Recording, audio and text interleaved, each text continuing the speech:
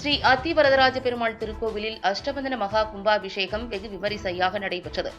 காஞ்சிபுரம் மாவட்டம் உத்திரமேரூர் வட்டம் அத்தியூர் கிராமத்தில் உள்ள ஸ்ரீதேவி பூதேவி சமேத ஸ்ரீ அத்தி வரதராஜ பெருமாள் ஆலய அஷ்டபந்தன மகா கும்பாபிஷேகம் இன்று நடைபெற்றது.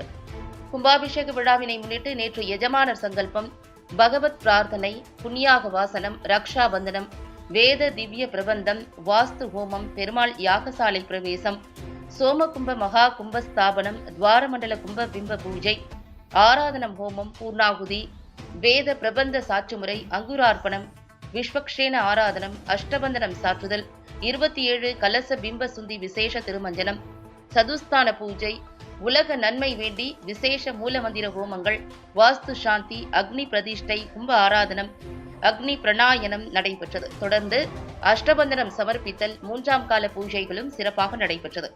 இன்று காலை 4ஆம் கால பூஜையில் கோ பூஜைகளுடன் துவங்கிய நிகழ்வில் சுப்ரபாதம், விஸ்வரூபம், பூர்ணாகுதி, யாத்ராதானம், தசதானம், கும்பம் புறப்பாட்டை தொடர்ந்து வேத விற்பனர்கள் வேத மந்திரங்கள் முழங்க விமான கலசத்திற்கு புனித நீர் ஊற்றப்பட்டு மகா கும்பாபிஷேகம் வெகு சிறப்பாக நடைபெற்றது. பின்னர் பக்தர்கள் மீது புனித நீர் தெளிக்கப்பட்டது.